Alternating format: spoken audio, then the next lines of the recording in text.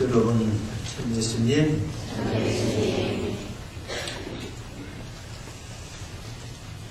다들 아시지만은 한국에 참 안타까운 비보 소식, 노무현 대통령께서 서거하셨다는 이야기 다 아실 겁니다. 그분의 명복을 진심으로 빕니다. 개인, 가족, 민족과 국가 모두가 이 불행한 비극 앞에 말할 수 없는 그런 안타까움을 느낍니다. 유서에 의하면은 삶과 죽음이 자연의 한 조각 아니냐, 또 가족들에게는 너무 미안해하지 말고 누구도 원망하지 마라, 운명이다. 참으로 가슴 아픈 그런 유서입니다. 고국을 떠나서 늘 또 고국을 그리며 살아가는 우리들은 미국보다도 한국 소식에 더 관심이, 더 많은 귀를 기울여 왔습니다.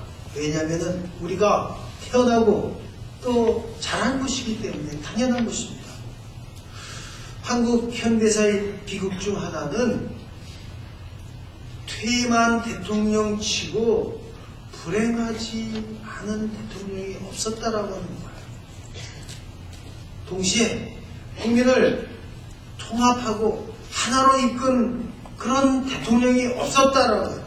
그래서 늘 정쟁과 분열, 미움과 대립으로 우리의 조국은 남북만이 아니라 마음으로 갈라져 살아왔습니다. 우리는 이런 말들을 많이 들었습니다. 한국 사람들은 개인적으로 참으로 우수한데 뭉칠 줄 모른다. 함께 모이면은 오히려 갈라지는 민족이다. 이런 점에서 우리도 자유스럽지 못하고 함께 반성하는 마음, 자성하는 마음을 지녀야 되지 않을까. 작은 땅에서 살면서도 틈만 나면은 영남, 호남, 편가구, 또 아파트 시세, 지지 여부를 결정하는 그런 백성들이었습니다. 지금도 한국 정치의 비극, 조문도 편을 갈라가지고 어떤 정치인이 오면은 조문을 해도 되고 어떤 사람은 안 된다고, 왕자는 아무 말도 안 하고 있는데 죽음 앞에서 누구는 조문이 되고 누구는 안 되고 이런 나라가 어디 있느냐, 그런 생각을 하면서 이제는 서로 사랑하고 용서하고 화합하는 그런 계기가 되어야 할 것입니다. 오늘 주님 승천 대축일입니다. 주님께서 원래 계신 곳으로 다시 가신 것을 기념하는 날입니다. 예수님의 승천을 우리는 어떻게 이해해야 하는가? 예전에는요, 예수님께서 구름을 타고 하늘로 올라갔다, 대기권을 뚫고 하늘 저쪽으로 가셨다고 그렇게 생각했습니다. 동화 같은 표현이지만 2000년 전에 기록된 성경으로서는 당연한 표현일 것입니다. 물론 표현과 내용이 같을 수는 없겠습니다만 주님은 하늘에 오르시기 바로 전 제자들에게 중요한 사명을 남겨주시는데, 그것은 바로 우리들의 목 것으로 남아 있는 것입니다. 첫째로 이 세상 모든 사람들을 내 제자로 삼으라고 하는 말씀. 두 번째는 하느님의 이름으로 사람들에게 세례를 베풀라는 것이고, 마지막으로 하느님의 말씀을 지키도록 가르치라는 것이었습니다. 김수환 추기경님 선종 이후에 한국에는 많은 분들이 성당으로 이렇게 모인다고 그래요. 냉담자들이 냉담을 풀고요. 또 예비자들의 숫자가 아주 폭발적으로 늘어가고 있다고 그럽니다. 추기경님께서 돌아가시면서까지도 우리에게 참 이렇게 선물을 주고 가신 겁니다. 아름다운 소식입니다. 예수님은 본래적인 모습으로 되돌아가신 것입니다. 이를 성경에서는 하느님 오른편에 앉으셨다라고 표현을 합니다. 그곳에서 주님은 우리의 메시아요, 왕이시고 대사지이시고 중개자요, 희망으로 살아 숨쉬고 계십니다. 그분을 믿는 우리도 언젠가 하늘나라로 갑니다. 이것이 승천이 주는 교훈입니다.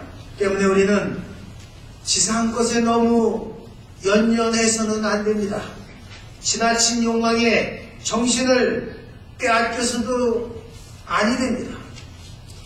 많은 사람을 다치게 할 수가 있습니다. 세상은 영원히 살 곳이 아닌 탓입니다. 윤동주 시인의 별 해는 밤. 죽는 날까지 하늘을 우러러 한 점 부끄러움 없기를 잎새에 이는 바람에도 나는 괴로워했다. 별을 노래하는 마음으로. 이 정도는 다 외우고 있으셔야지 돼요. 모든 죽어가는 것을 사랑해야지. 그리고 나한테 주어진 길을 걸어가야겠다. 인간은 하늘과 더불어 살아왔습니다. 하늘에 빌고 하늘을 우러러 반성하고 푸르고 넓은 하늘을 보면서 답답한 가슴을 달래면서 살았습니다. 이민 생활하는 우리들은 모두 분주하게 또 고달프게 살아갑니다.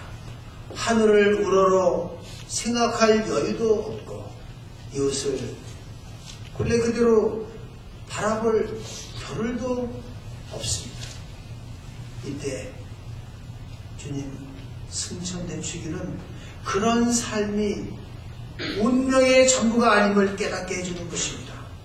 하늘이 우리 삶에 의미하는 바가 크듯이 우리가 세상에서 매일 보고 듣는 것보다 더 귀중한 것이 우리 삶에 있다는 사실을 알려주는 것입니다. 사도 바오로가 말합니다. 고린도 전서 2장에서 그리스도 안에 있으면 새로운 창조물입니다. 묵은 것은 지나갔습니다. 보시오 새 것이 되었습니다. 이렇게 증언을 합니다. 승천은 하늘 아래 어디서나 서울이나 이것 타코마나 예수님 말씀과 삶이 실존되는 곳에 예수님이 살아 숨쉬고 계시다는 것을 말하는 것입니다. 그곳에 새로움이 있다는 것입니다. 예수님의 이야기를 듣고 배우는 사람들이 모여있는 곳에는 주님은 언제나 힘차게 살아 숨쉬고 우리가 함께 계시다라고 하는 것입니다. 동시에 루카 복음에서 사용한 승천이라고 하는 단어는 하늘에 오르셨다. 이런 어원적 의미는 제사를 바친다, 번제의 향기를 올린다, 그런 뜻을 지니고 있습니다. 제물의 향기가 하늘에 올라 바로 내 마음 내 뜻이 하나님께 온전히 봉헌할 수 있게 되기를 이 미사 중에 간절히 청하도록 합시다. 영광이 성부와 성자와 성령께 모두 일어서십시오. 전능하신 천주 성부